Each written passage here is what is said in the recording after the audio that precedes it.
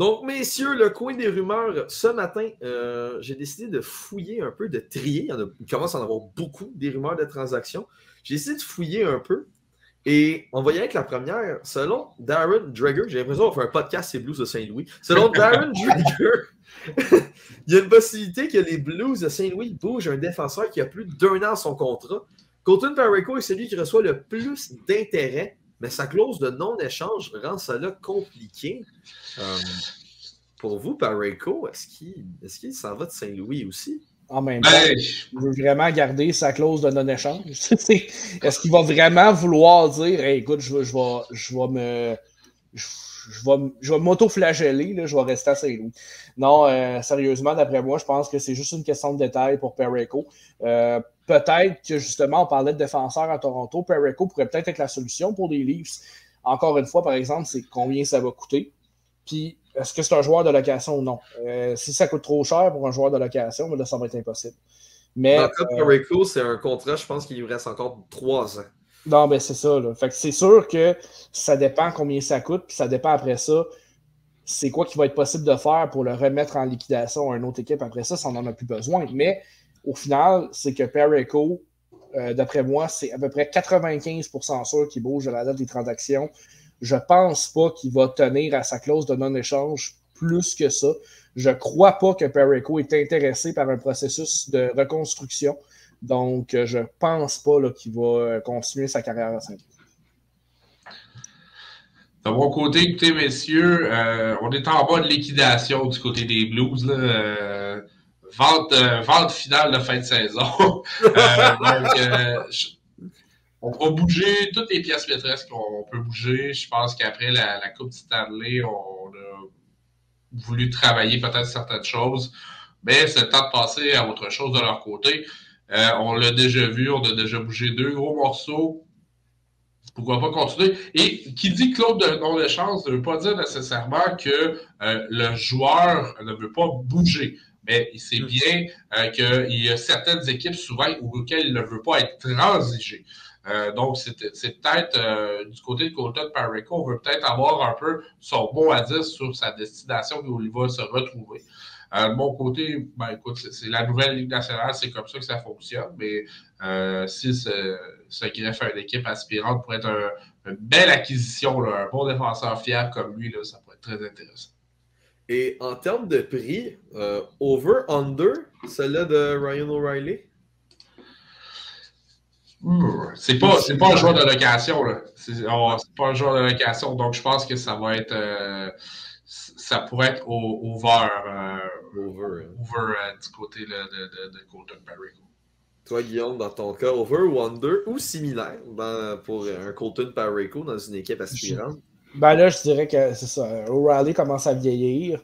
C'est un joueur, O'Reilly, dans son cas, qui pourrait là, être de passage seulement. Donc, d'après moi, Parayko va être over. Ça va coûter plus cher l'obtenir. C'est sûr que ça dépend s'il y a un petit backdoor deal entre les deux équipes. Est-ce que c'est un prêt? Est-ce que c'est une transaction? Mais c'est sûr que si on parle d'échange à long terme, si Parayko veut vraiment changer d'adresse à long terme et pas juste aider une équipe cette année là, en séries éliminatoires, sa valeur va être over celle de O'Reilly. Là, je suis à peu près convaincu. Parfait. Ça, écoutez, moi, je vous rejoins là-dessus. Colton Parayko, c'est un de mes défenseurs préférés dans la Ligue nationale de hockey et il faisait partie dans mes choix des joueurs les plus underrated. J'hésitais entre lui et Artturi Lehkonen. Selon moi, son apport qu'il peut amener à une équipe assurante de la Coupe Stanley, peu importe laquelle, est énorme. Une grosse stabilité défensive, un bon physique de l'emploi pour aller dans des séries. Il joue très bien sur le long des bandes, peut produire offensivement. Pour moi, Colton Parayko, c'est clairement over à cause de son contrat et du fait qu'il est un petit peu plus jeune que Ryan O'Reilly. Si on regarde du côté du Lightning de Tampa Bay, selon Frank Saravelli, le Lightning sont ouverts à échanger Cal Foote avec d'autres assets, ce qu'on dit en anglais, pour améliorer l'équipe. Est-ce que pour vous, Cal Foote, c'est un échec à Tampa Bay? Hey, sans dire que c'est un constat d'échec, là, c'est quand même un jeune défenseur de 24 ans. Par contre, il n'a pas réussi à s'établir directement dans l'organisation. Il a fait beaucoup de up and down, là, excusez-moi l'anglicisme. Mais de là à dire qu'on est prêt à le sacrifier, c'est peut-être que justement on veut combler un besoin puis qu'on est prêt à monnayer quelque chose qui pourrait avoir de l'intérêt pour des équipes qui vont greffer un jeune défenseur à leur noyau. Je pense que rendu à 25 ans, Cal Foote, s'il était pour devenir plus que ce qu'il est en ce moment, ça serait déjà fait. Donc, il commence à se faire tard là, pour Cal Foote. C'est quand même aucun point à ses 10 derniers matchs. Bon, respectable, plus 2 de ce côté-là. Mais, comme PO l'a souligné, là, c'est du up and down là, depuis les 2-3 dernières saisons. Donc, je pense que dans son cas, là, on avait des attentes, puis ils ne seront malheureusement jamais rencontrés. Donc, encore une fois, c'est peut-être une question de contexte. Peut-être qu'ailleurs, il pourrait se développer autrement. Mais il y a 25 ans, là, puis pour un joueur en développement, il commence à être minuit moins quart. Là. Parfait. Je vais vous envoyer sur une nouvelle, sur une rumeur qui implique indirectement le Canadien. Première fois qu'on parle du Canadien en 1h01. Selon Elliot Friedman, les Rangers regardent pour avoir le plus haut choix au repêchage possible pour Vitaly Kravtsov. Les équipes ont peur qu'il parte pour la KHL la saison prochaine. Cependant, on se souvient de l'intérêt du Canadien pour Vitaly Kravtsov. Pour vous, PO, dans ton cas, c'était Kent Hughes. Est-ce que tu es intéressé à aller chercher le Russe même à ça, sachant que les Rangers vont le donner au plus haut choix reçu, ou dans ton cas, tu as ton prix fixe. Si c'est pas ça, ben tout bad. Ben, tu viens de dire en deuxième option, l'énigmatique Vitaly Kravtsov, présentement, là, il n'y a rien fait pour dire que je vais donner, surtout avec un repêchage qu'on va avoir cette année, commencer à dire que je vais donner des hauts choix au repêchage pour lui.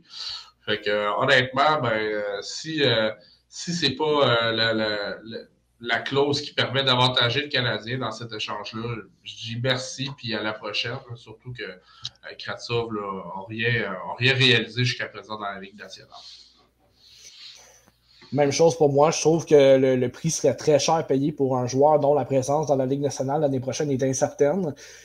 Puis bon, comme PO l'a souligné, Vitaly, on fait un peu, mais pas tant. Il s'est promené un peu entre la Ligue nationale et la KHL, surtout pendant le COVID. A joué un peu là, avec le Wolfpack de Hartford en 2019-2020, 15 points, moins 4. Donc, tu sais, oui, c'est un bon joueur de hockey, c'est un prospect qui a 23 ans, il est encore jeune. Mais on ne peut pas commencer à se questionner à toutes les saisons à savoir est-ce qu'il va repartir en KHL, est-ce qu'il va rester avec nous, est-ce qu'il s'en va en Europe, est-ce qu'il s'en va. Non. Si on est pour payer pour, assurons-nous qu'ils ne veulent pas quitter. Après ça, on parlera. Puis même là, moi, je ne donne pas de choix de premier tour pour Vitaly Kravtsov. Et quand on parle de haut choix au repêchage, moi, honnêtement, je n'irais pas au-dessus d'un choix de 3 ou d'un choix de 4. Puis même là, je trouve qu'un choix de 3, c'est un peu cher payé dans son cas. Dans mon cas, j'irais peut-être plus avec un choix de 4 et 1 ou 2 espoirs avec peut-être peu de chances de percer. Là. Mais je trouve que le prix est un peu cher payé présentement, là, surtout pour un joueur dont on n'a aucune garantie de sa présence l'an prochain. Donc, je serais très surpris de voir les Rangers d'obtenir quelque chose de réellement intéressant pour lui. Je suis d'accord avec toi là-dessus. Sinon, si on regarde une autre rumeur venant de Sarah Valley, il y a de l'intérêt pour Sam Lafferty des Blackhawks de Chicago. Certaines équipes disent que le choix le prix serait même d'un choix de deuxième ronde impliquant Sam Lafferty, qui connaît une de ses meilleures saisons en carrière, sa meilleure saison en carrière du moins, 21 points en 49 matchs avec les Blackhawks de Chicago. Et ce qui est, pour moi, m'étonne le plus, une fiche de seulement moins 9 avec une des pires équipes de la Ligue. Pour vous, si vous êtes un prétendant, Sam Lafferty, contre un choix de deuxième ronde, est-ce que vous le faites? Écoute, on le sait que les Blackhawks vont être en mode vendeur. Maintenant, savoir est-ce que c'est le prix qu'ils vont obtenir. Quand tu sais que tu es prêt à vendre tes choses, ça se peut que certains déjà à travers la Ligue jouent la carte de écoute, là, je ne paierai pas ce montant-là. Maintenant, dire un choix de deuxième ronde pour Sam Lafferty. Ouais. Je suis sceptique.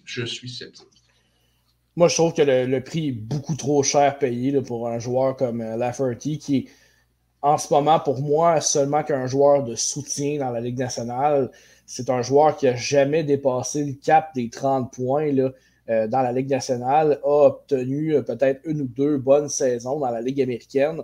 Donc, je trouve que c'est tiré par les cheveux là, de demander un choix de deuxième ronde pour Sam Lafferty. Encore une fois, là, je ne crois pas que les Blackhawks vont obtenir là, le prix qu'ils demandent là, pour Sam Lafferty. Mais bon, on ne sait jamais. Quand on dit que certains DG existent, comme tu me le dire, là, Loric, on ne sait jamais. Mais écoute, je serais hyper surpris de voir Lafferty quitter pour un choix de 2. Dans le cas de Lafferty, là, moi, je suis un directeur général. Là, j'offre un choix de 4 et même de 5 pour lui. Là. C'est quand même un joueur de 27 ans, de soutien, un joueur qui sera un bon 3 ou 4e centre, pas plus. Donc, 4 ou 5 dans mon cas et peut-être 1 ou 2 espoirs là, de Ligue américaine sans plus. C'est excellent. Je te suis dans cette offre de prix-là. Sinon, si on regarde du côté des Sénateurs, on suit une équipe qui est pas mal un point d'interrogation cette saison. Selon Bruce Garrioch, le DG des Sénateurs, Pierre Dorion, a dit que les 5-6 prochains matchs seront décideurs pour leur plan à la date limite des échanges. DeBrincat, Hamonic et Derek Brassard sont intouchables. On regarderait pour ajouter un défenseur. Déjà, moi, je vois ça en 2 temps. Travis Hamonic et Derek Brassard, je trouve que c'est des vétérans, oui, qui amènent une certaine utilité aux Sénateurs, mais pas tant que ça, qui pourraient te rapporter quelque chose. Donc, je me demande pourquoi pour toi, c'est des intouchables. Et d'un côté, c'est juste là qu'on décide d'ajouter un défenseur du côté des Sénateurs. C'est difficile à suivre les Sénateurs présentement parce que, bon, ils ont fait l'acquisition de Julien Gauthier au courant des derniers jours. La perte de Josh Norris pour le reste de la saison a fait mal. Écoute, on le sait, là, l'équipe, là, son propriétaire est décédé l'an dernier, M. Melnick, donc on est à voir qu'est-ce qui va se passer avec ça. Il y a beaucoup de points d'interrogation sur qu'est-ce qui se passe avec les Sénateurs d'Ottawa. Puis présentement, acquérir certaines pièces, écoute, ça dépend à quel prix. Moi, dans mon cas, je pense que si Pierre Dorion était dans un cours de cégep, je pense que sa porte elle serait barrée là, quand il arriverait à son cours, il est en retard. Je pense que ça la réflexion comme telle n'est pas mauvaise, c'est juste qu'il est beaucoup trop tard pour la faire. Pierre Dorion agit comme s'il va se rendre en finale de l'Est. Là. Ça n'arrivera pas. Là. Fait que, d'après moi, je pense que le train est passé depuis longtemps là, dans ce cas-là. Moi, tant qu'à payer un prix pour un défenseur pour probablement pas vraiment de motif raisonnable, j'attendrai au marché des joueurs autonomes cet été. Donc, du côté de Pierre Dorion, là, j'espère s'il est pour magasiner, il va le faire à Aubaine. Du moins, j'espère pour lui. Mais c'est que la réflexion est très tard pour se faire. Exact. Il manque un défenseur capable d'épauler Thomas Chabot. Oui, Artem Zub qui joue bien, mais c'est pas un défenseur de première paire. On va s'entendre là-dessus. Il faut quelque chose à Ottawa pour être prétendant en termes de gardien de but. Cam Talbot, il peut faire le travail, mais selon moi, à l'âge qu'il est rendu, plus avec autant de matchs qu'il joue en ce moment. C'est très compliqué, c'est très bizarre la situation à Ottawa. J'ai bien hâte de voir ce qui va arriver d'ici la date limite des transactions, si on va être vendeur ou acheteur. Du moins, bonne nouvelle, Alex DeBrincat s'en va nulle part. Du côté de Pierre Dorion, on va essayer de prolonger son contrat. Bien hâte de voir ça. Pour moi, DeBrincat s'en est pour un contrat clairement en haut des 8,5 millions. Ça va coûter cher à Ottawa. L'argent va tomber. Belle acquisition quand même. Là. Très belle acquisition. La meilleure des Sénateurs, selon moi, là, dans les 10 dernières années. Ah oui, je te rejoins. Rapidement, par contre, je te rejoins là-dessus.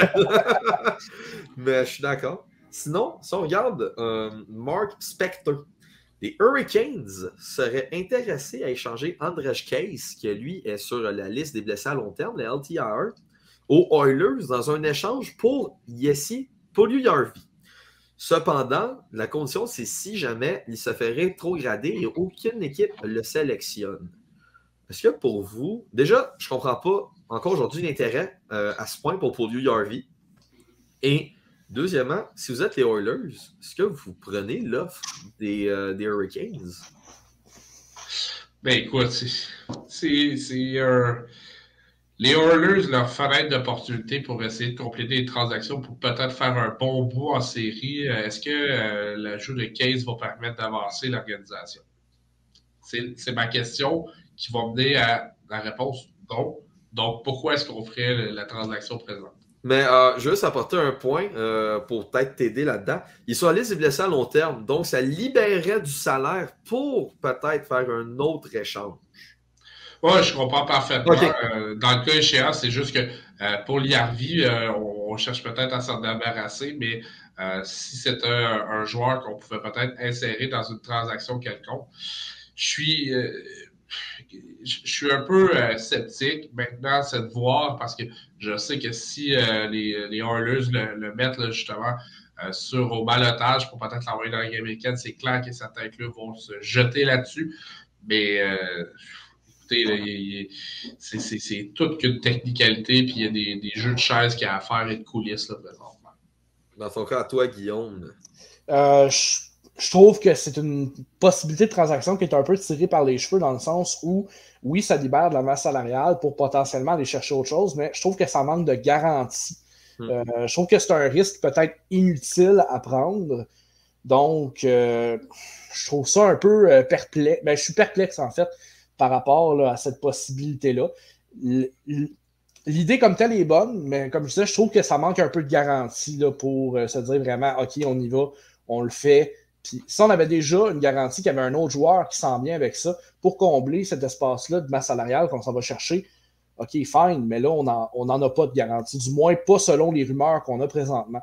Donc, de mon côté, je pense pas que je le ferais. Je rejoins PO dans ce qu'il dit. Là, je trouve ça un peu far-fetched. Et selon vous, on ne fait que spéculer là-dessus avant de passer aux autres. Est-ce que Yessi pour URV se fait échanger à la date limite? Dépend du prix de qu'est-ce qu'on va acquérir, dépend des besoins de l'organisation. Je parlais selon toi, oui, non. Si c'est pour se faire, ça va être à la dernière minute. À la dernière minute? Oui. Pour libérer de la place pour peut-être compléter un besoin ou pour libérer justement de la masse salariale. OK. Dans ton cas, toi, Guillaume, est-ce que, selon toi, pour URV pourrait s'en aller à date limite? Moi, je pense que les Oilers vont demander trop cher puis qu'au final, ils ne seront pas capables de le liquider. Je crois que ça ne se fera pas à cette date-ci des transactions. Ça va peut-être se faire plus tard, mais dans le cas de pour URV, là, je ne crois pas qu'il va partir à la date des transactions de cette saison. Parfait. Maintenant, les gars, il reste seulement 2 rumeurs. Selon Larry Brooks, les Prédateurs essayent de prolonger le contrat de Tyler Jeannot. Si cela ne fonctionne pas, David Poile est ouvert à l'échanger, mais le prix sera très haut dans le cas de Tyler Jeannot. Est-ce que, selon vous, il peut intéresser des équipes prétendantes à la Coupe Stanley pour Tyler Jeannot? Jeannot, je ne sais pas comment dire. Le gentil Tyler, je pense que David Poile devait peut-être bâtir autour de son noyau. Le signal à long terme pourrait être très intéressant. Maintenant, si ça ne marche pas, du côté de Nashville, là, je pense qu'on va peut-être se lancer dans un processus pour rebâtir, mais on a quelques jeunes éléments intéressants, dont Tyler Jeannot. Maintenant, c'est à voir. C'est un joueur qui pourrait être très dominant au cours des prochaines années puis pourrait devenir un joueur clé pour les Prédateurs de Nashville. De mon côté, je veux dire que Tyler Jeannot, certainement, s'il ne trouve pas preneur à Nashville là, pour un contrat, il va certainement être échangé ailleurs. Du côté de Jeannot, c'est un peu une histoire de persévérance. C'est quand même un joueur qui a évolué dans la ECHL à 2 occasions au courant de son parcours professionnel. Et ça, normalement, c'est une indication, je ne veux pas dire de... C'est que c'est difficile. Il y a des joueurs qui jouent en ECHL qui finissent par connaître beaucoup, beaucoup de succès. Puis il y en a d'autres que c'est des fins de carrière ou des busts. Donc, c'est quand même surprenant que Tanner Jeannot, après tout ce qu'il a vécu, d'aller dans la CHL à 2 occasions, faire le voyage entre Nashville, entre Chicago. Écoutez, dans la même saison 2020-2021, il a joué à Nashville. Il a joué à Chicago avec les Wolves, puis il a descendu dans la CHL avec les Everblades de la Floride. Donc, c'est un joueur avec beaucoup, beaucoup de résilience qui lâche jamais. Ça, chaque équipe, chaque directeur général cherche ce genre de joueur-là qui refuse d'abandonner, qui refuse de s'appuyer sur leur sort et qui continue à travailler pour améliorer l'éthique de travail, pour améliorer son jeu, pour faire partie d'un système. Donc, pour moi, c'est un joueur qui va être en demande parce que c'est un jeune espoir. Il a quand même encore 25 ans. Il y a encore plusieurs peak years devant lui. C'est un joueur qui va être en demande de par sa persévérance et son éthique de travail. Et pour finir, les gars, selon Apron Bassou, les Canadiens envisagent de transiger le contrat de Paul Byron, qui lui est sur la liste des blessés à long terme, à une autre équipe pour que ça libère de la masse salariale. Exemple, comme l'échange de Paul Harvey, comme la rumeur de Paul Harvey. Est-ce que pour vous, cela peut être intéressant? Je tiens à dire que c'est pas Bassou qui l'a fait, c'est moi qui l'ai fait, ce cas-là. Sur la liste des sportifs, c'est moi qui l'avais dit. Non, sérieusement, c'est juste logique. Pour vrai, on adore Paul Byron. C'est un joueur qui va toujours être apprécié à Montréal, mais sa carrière est terminée. Donc, pas d'intérêt à garder son contrat. Si une équipe désire l'obtenir là, pour avoir un peu de consistance sur sa masse salariale, tant mieux, mais en ce moment, ça joue sur la masse salariale des Canadiens qui pourraient certainement aller chercher autre chose d'intéressant. Donc, de mon côté, c'est sûr, même si j'aimais bien Paul Byron, je l'ai déjà rencontré, c'est un très chic type. Malheureusement, je l'échange demain matin là, pour aider ma masse salariale. Et dans ton cas, toi, PO, pour terminer ce podcast... Ben écoute, Paul Byron, merci. T'es tout qu'un joueur de Monopoly Deal, Paul, mais on a besoin de libérer peut-être, même s'il lui reste un an de salaire, on pourrait s'arranger pour rendre service à une équipe. Donc, rends-moi service, je vais te rendre service aussi. Ça dépend du prix payé aussi, bien sûr, mais je pense qu'on a moyen de s'en tirer quand même avec un bon échange pour le Canadien de Montréal. Écoutez, les gars, merci beaucoup pour avoir participé à cette émission de la Notif des sportifs. Alors, n'oubliez pas, ce jeudi, pour toutes les personnes qui regardent le podcast de Yves Lantier, ici même, sur le Facebook Live de À la Coupe. Pour nous, on se revoit mardi prochain, on l'a dit, avec comme sujet du public les gardiens les plus underrated de la Ligue nationale de hockey. C'était Loïc Salvant en compagnie de Guillaume Lemieux-Noël et de P.O. Normand. Et on se revoit la semaine prochaine. Salut tout le monde.